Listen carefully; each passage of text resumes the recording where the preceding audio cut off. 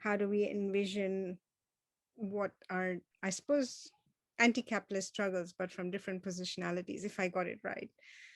Um, I'm I'm actually going to open it to people to actually, yeah, unmute themselves, raise their hands, put questions in the chat, and I can see people are really already wanting to ask you questions. So I think, is it Leslie Cunningham?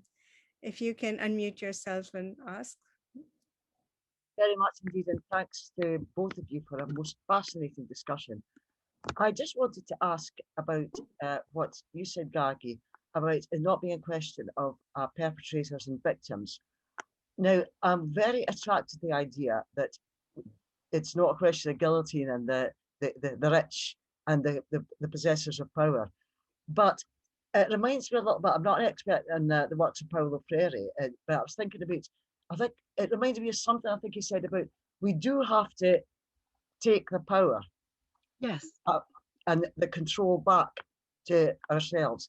And that will mean expropriating the expropriators. But it doesn't necessarily mean that they can't learn. I think, however, there'd have to be a period of de-education, which might possibly take more than a few generations. I do agree with you that even the people on the luxury yachts are in many ways deeply damaged by the system we live in. But the trouble, as I see it, is they're not going to give up their power without a fight. So how would you suggest, if it's not too big a question, that we overcome the problem of taking back control for the majority of decent people without getting into an off with their heads situation, while realizing at the same time they will probably stop at nothing to get that power back? Thank you. No, absolutely. And I should have, when I talk about guilt and perpetrators, I'm partly talking about, I guess Moore was thinking about the ways in which histories of racism are talked about.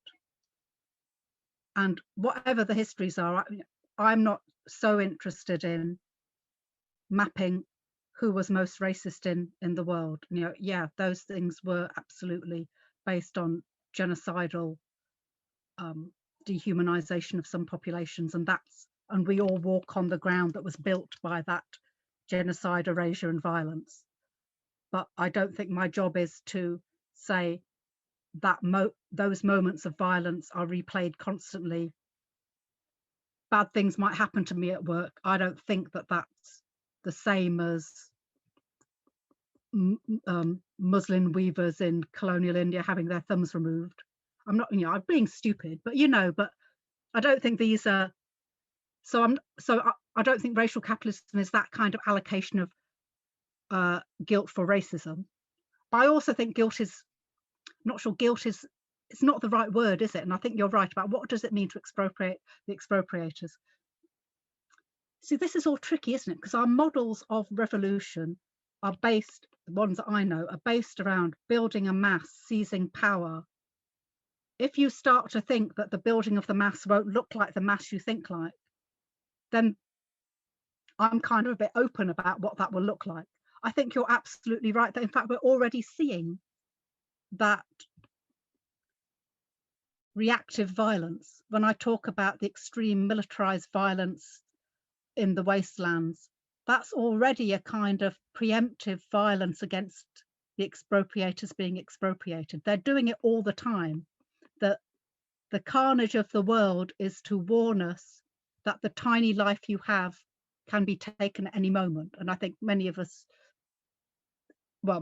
have family or personal experience of the spaces in which that's happening. And even if that's not your own life, you can't be an educated person in the world right now and not see how widespread that experience is. But once we start to think that the central locus of capitalist power perhaps is not as centralized as we wished. Yeah, I can read Lenin too, but Lenin's in a different moment. Then we also have to think a bit about what it would mean to wield power. I shouldn't say it on screen, but I'm not. Maybe everything does end, have to go through periods of violence. I have to say, as a kind of weight training, but not altogether fit middle-aged academic, I might not be in the forefront of the armed struggle. maybe I'll learn it. But yeah, I'm not saying that there'll be forgiveness. I'm not saying it's liberal forgiveness, but I am saying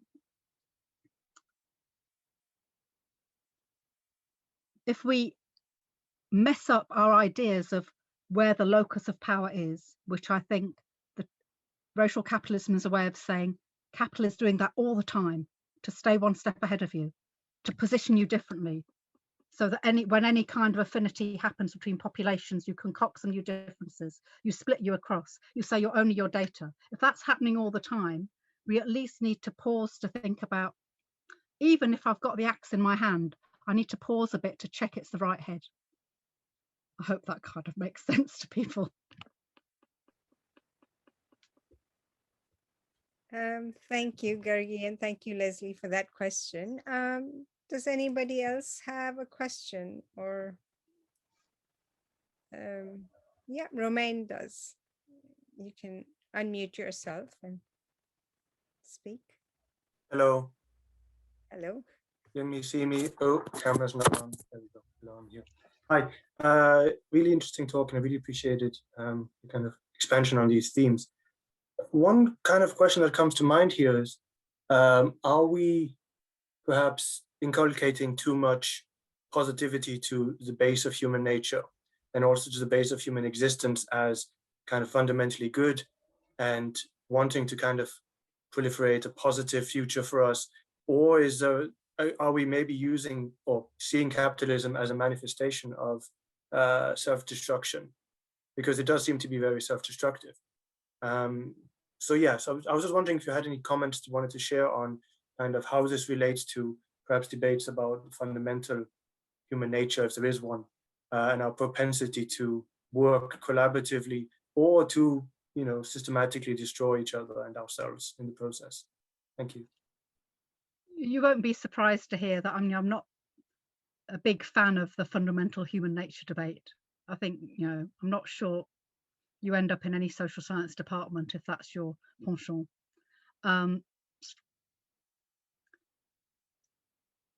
And it's true, you know, I don't think you can be an anti-capitalist without a view, not that there's a fundamental human nature, but that human beings have the capacity to be more than we are now. So to that extent, there is an article of faith within it, because none of us have yet had the opportunity to be all we can be in the world. So if there's an ethical impetus, that's my ethical impetus. This is not good enough. I don't know for definite we can be better, but I definitely know that this is not good enough. And so, you know, we all have to go forward in the ways we can after that, don't we? Thank you. I've got another hand up. Asher. Thanks, Goldie. Thanks, Gargi. Thanks, Valu. Really stimulating set of ideas.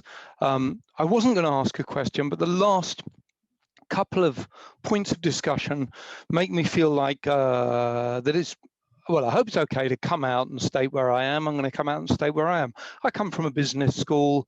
I teach in a context in which the expectation of guillotines being part of discourse beyond metaphor feels, no disrespect, definitely no disrespect intended to Leslie's question or your ruminations that led to it, Gargi, but in a way it felt like those ideas about a violent or a non-violent overthrow of capitalism, while not without use in thinking about the world, perhaps move away for me from thinking about an analysis of racial capitalism that can be applied in, or applied in sort of more specific contexts, like what should we do now, other than perhaps going to the gym more and learning a martial art, which might be good things to do.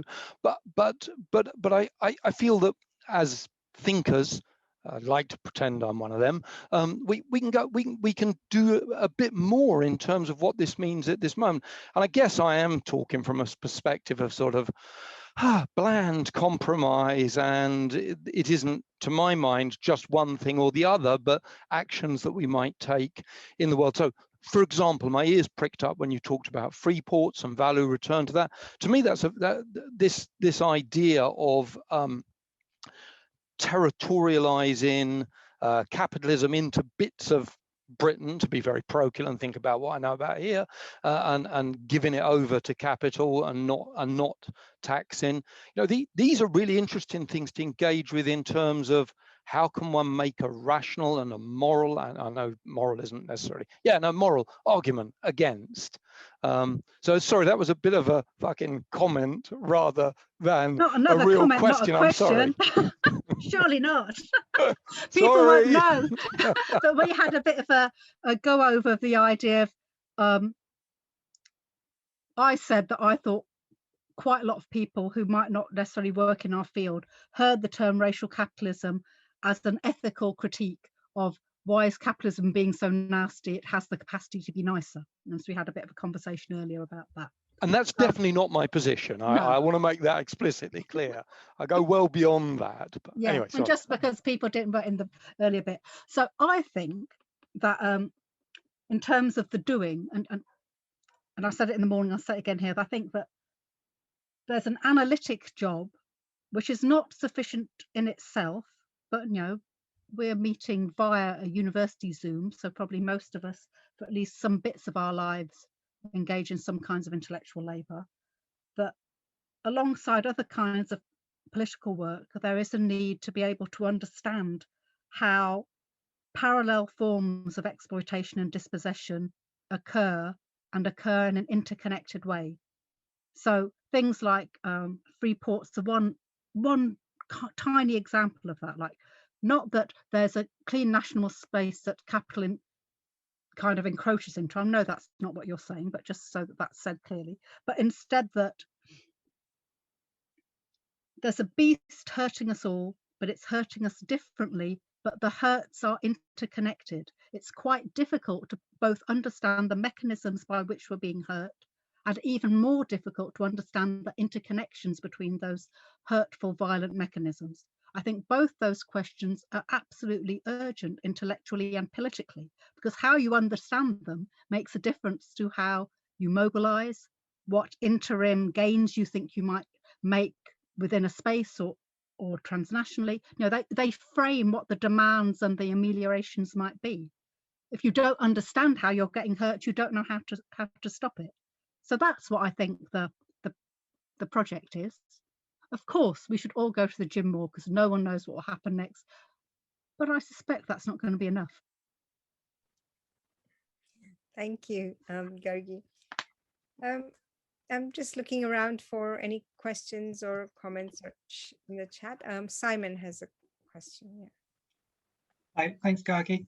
I think there's two interrelated kind of points I have to make. So the first one, when you're talking about these kind of people who have to take out a loan to buy a goat, to sell milk, to pay off the loan, I thought it implied a kind of Ponzi scheme-esque nature to capitalism, because then the next person, whoever buys their milk, has to get their money from somewhere, and they have to get a job and they have to borrow money.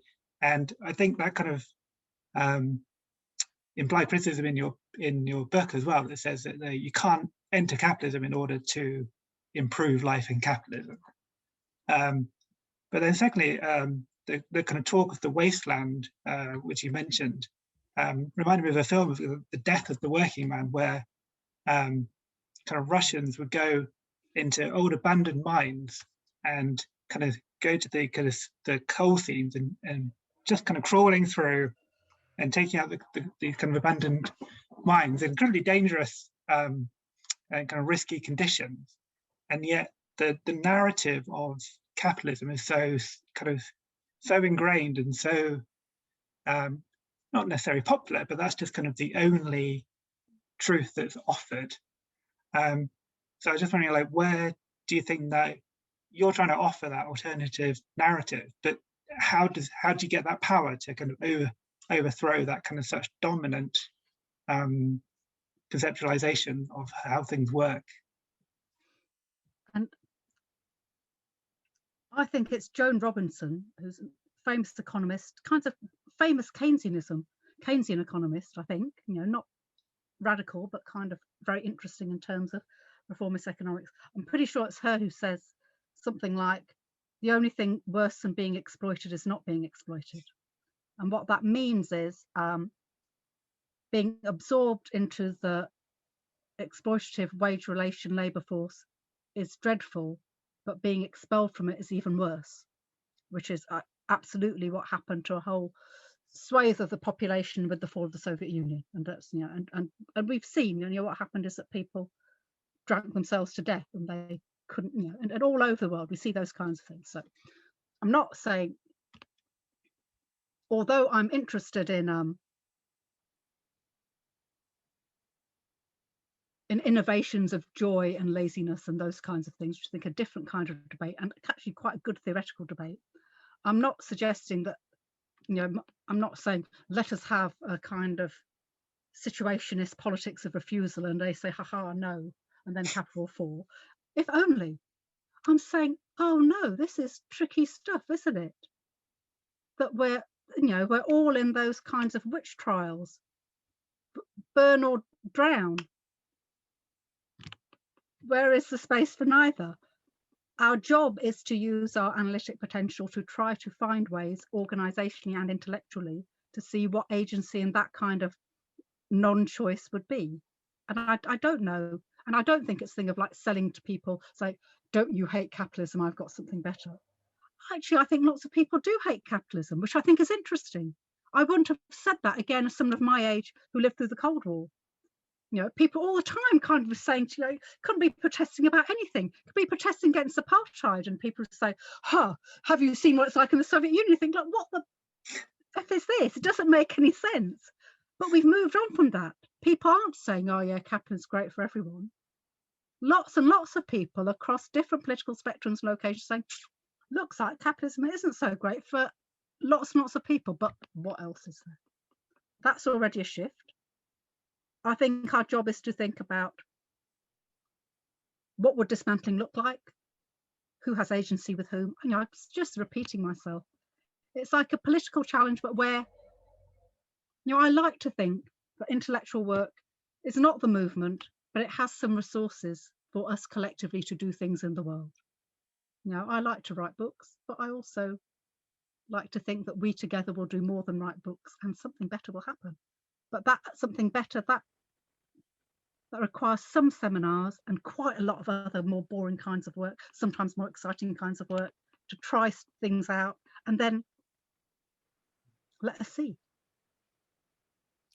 Thank you, Gargi. I might jump in here. And if, you know, I realize too, we're sort of running a little bit over time, but I think, you know, maybe we can have another 5-10 minutes, if that's okay with you, Gargi. It's fine with me. People are dropping like flies, so I can literally see them melting on their screens, but yeah, your party. Yeah, my question, I think I came across this in your book as well, but I also hear you saying it, perhaps you're saying it in a different register, but when you say you're not interested in allocating guilt, or, you know, it brings to mind the debate around reparations, for example. And I do remember you in your book talking about not really even though you obviously recognize colonial capitalist, you know, and that intertwined history, which brings us here, but you're not interested in going down that kind of Walter Mignolo decolonizing route. From what I understood from your book, I might be wrong.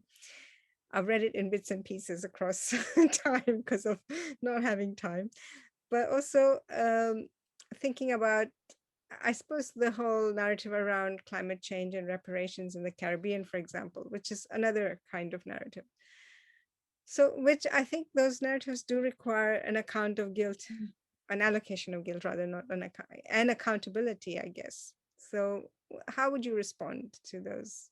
Especially in the context of climate change, and, you know. No, so. that's a really good question, and you're quite right that I say I'm not interested in guilt, but I'm absolutely interested in repair, and some kinds of repair require an ability to articulate what has happened to whom, from whom, and for the repair to take place. Yes, I think that has to be part of our political repertoire. I guess I'm thinking more, I'm saying it in this way because, of course, since it already feels like, you know, academic time is odd. It feels like a long time ago that Rethinking Racial Capitalism was written, because you write a book and then it goes away somewhere else for some time, and then later it comes out and you're already doing something else. And then, so for me, that's already, oh, that's a bit ago that I was thinking about that.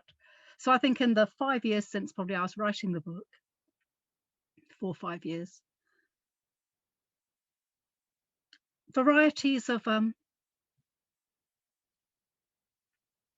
kind of understandable, but I think maybe in the end not altogether productive, punishing lens of anti-racism in academic life most of all, and perhaps more punishing because of a frustration of where else any gains can be made. Some of the idea of punishment, I think, is a willful misreading from enemies of anti-racism. So there's certainly plenty of racists pretending that, oh look, well, you just want to, you know, say all white people are guilty. You know, a lot of that is just amplified by people who just like racism basically, and like racism to carry on. But despite all of that bad faith stuff around it, I think there's also something among us, amongst people who have a kind of do some intellectual work around understanding racism, where some of the work can feel like it's a replay, and that what is to be learned, you know, I'm saying too much, but some other thing I was trying to, which I hope I will go back to, and it just made me have to stop, that one of the people said, oh, but you know, when we teach about these things, then we just have to let the white people sit with it and sit with their whiteness. And I was saying, look, you know, if I'm going to be dead in 15, 20 years, I don't have time to be in a space where the white people are going to sit with their whiteness. They can go and sit with their white, you know, I'm happy for them to sit with their whiteness, but you know, for me, that 10 minutes, that 2 hours, I could have done something else with it. And I know that some of my impatience, it's not strong enough to be a resentment or resistance, because I also understand that if I was 20, I'd feel different, but I'm not 20. So I don't think racial capitalism is a story about who did what to whom, although you're quite right, there are violences that need to be accounted for and repaired within it. It isn't, you know, this is the thing about understanding the movement of it. It's not a story of one kind of racialized bad guy endlessly kicking one kind of racialized victim. It's much more variegated than that, and things ebb and flow and populations move in and out. And it's more important, I think, to understand how it ebbs and flows and yet still makes all our lives horrible. Absolutely. I really like that understanding of ebbs and flows, and almost like a new formations and new, and then they're not new necessarily, obviously, because we're dealing with the same beast, as you said this morning, but new forms, new complexities, I think, and keeping an eye on those changes. So are there any last, we have time for one more question, just because I took up that privilege of taking the last question. And anyone who hasn't spoken would like to say Have something? a comment, not a question. Other people say things that are kind of, so I hear what you all think as well. Because that's one of the downsides of it all being online, isn't it? You don't get to hear what other people really think. I think there's someone named Ajamu who would like to speak. You can unmute yourself if you'd like. Okay, thank you. I'm here in the U.S. and I'm enjoying the conversation. My focus is on political economy and ethnic and cultural studies, and I'm looking to do my graduate program in global studies, and I'm finding this discourse very engaging and interesting. Since when I'm thinking now at this point, let me first, my first name is Ajamu, my last name is Makalani. As of now, in the US, the reactionary element of one of the two bourgeois parties, the Republican Party, has just all throughout in several of the US states have passed legislations to prevent the study or any critique of what is called critical race theory. Other words here, there will be in secondary education. You can't teach history explaining the economic, social, and cultural development of the U.S. And that reactionary legislation is actually being passed in several states as of today. Also, too, the U.S. Congress have just passed legislation making June the 19th the day that African and bonded people were notified that they were free, and the legislation goes to the U.S. Senate. While on one hand, some aspects of that, and I guess that's the duality of our existence, is a positive. There is also too that reactionary element as well too that's taking place, and I guess if you want to look at that dialectically, there's a positive and negative in everything. But I want to know your thoughts on that, Gogi. No, thank you so much and welcome. Thank you for coming. And you may or may not know, and I suspect most of the people in the room are based in Britain, that although it's not come to legislation, there have been kind of parallel attempts in Britain that there's an attempt, which I think has been now successfully challenged, to kind of prevent any teaching of so-called anti-capitalist material in British schools. And that actively targeted both school climate strikers and Black Lives Matter as instances of anti-capitalist informed struggles that clearly have captured young people's political imagination. There's also been a very concerted attack on critical race theory, which everyone who works on race just laughs their head off, because the people attacking got no idea what they're talking about, of course, but it doesn't matter because their right-wing media circulates this mythology of the dangerous critical race theory. But also in this country, a denial of the existence of anything called systemic racism. So in terms of a loss of or a battle around intellectual space, that is huge. I thought that battle had been won in this country. The idea that racism is not an interpersonal offense between you and me, but is a structure which has a long history that is remade through institutional forces in every space and crevice of our society. Britain has had its own battles around that, and I thought that battle had kind of been won in the post-Lawrence era. That's another warning to all of us. No battle is ever won. You need to rehearse the battles again, or just kind of watch where things are happening. I think on the one hand, I don't mean to be facetious, but this level of attack on the intellectual life of the left is an indication of some of the strength of the near majorities again. That means that terrain is no longer assured for the right. But equally, it does mean that we do not yet have the instruments to assert our ideas, despite how much better our ideas are. So I also think that part of the analysis of racial capitalism and other kinds of attempts to understand the multiple crises we're living through are about thinking first, it's partly what Asha was saying earlier, where some tactical stuff. I'm not against tactical engagement with the state.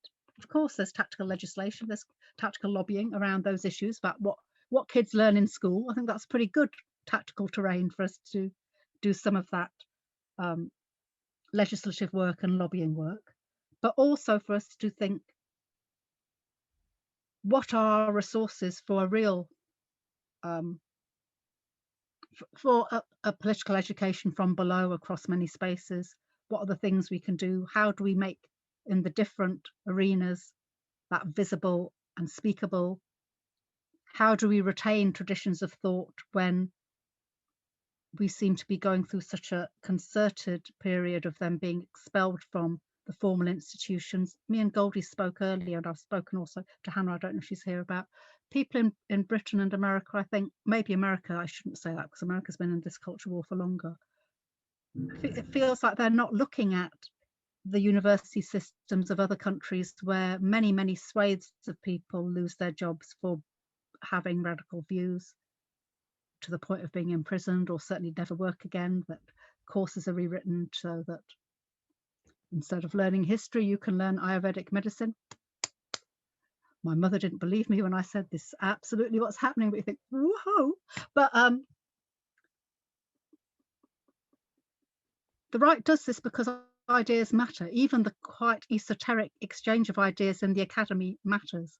But it's our job to both maintain the ideas and find ways of disseminating them elsewhere, as well as having this kind of rearguard defense as we can of our spaces. But it's absolutely happening here as well. We're not at the point of active legislation, but I would not be surprised if it gets folded into some other bits of legislation coming. And it's whispering around versions of that in some of the new policing bill and some other things happening.